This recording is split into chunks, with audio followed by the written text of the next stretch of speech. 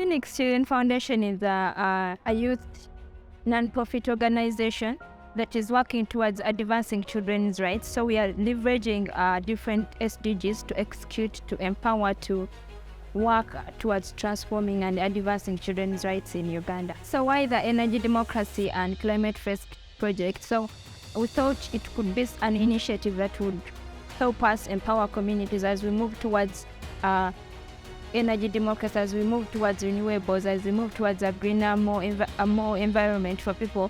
This is something that we wanted to bring to the communities, to empower them to be in charge, to take in charge, to decide when and what to do. So basically the project is about equipping people with information, with the knowledge they need, and we so far worked with journalists. I think today's session on energy democracy was very important in understanding the redistribution of power through renewable energy, because that's the future we are moving to, as opposed to in the past of fossil energy mechanisms. What has inspired me, energy democracy? I get to learn to see how climate is affecting, our community, how the use of certain fuels can affect children, women, and global at large. So I'm more interested in knowing how these have also affected the lives of children, the lives of women, and what we can do to improve that.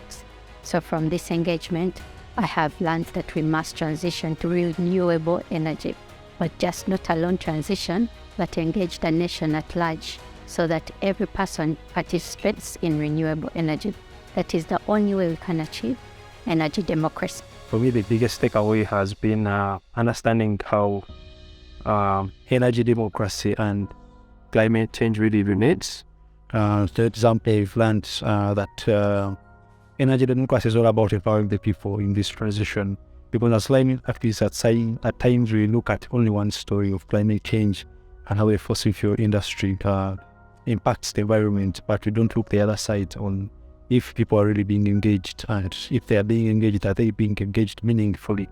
So I think this is something that has stood out for me, and going forward in discussions on the transition on stopping fossil fuels, the campaigns are very many out there, but they will enact this intersection of to see if the people that are being affected are really being involved meaningfully. And going forward in my work, this is an area we shall be putting an emphasis on. The inspiration I draw from this training is that whichever of us has a role to play in fighting for our climate.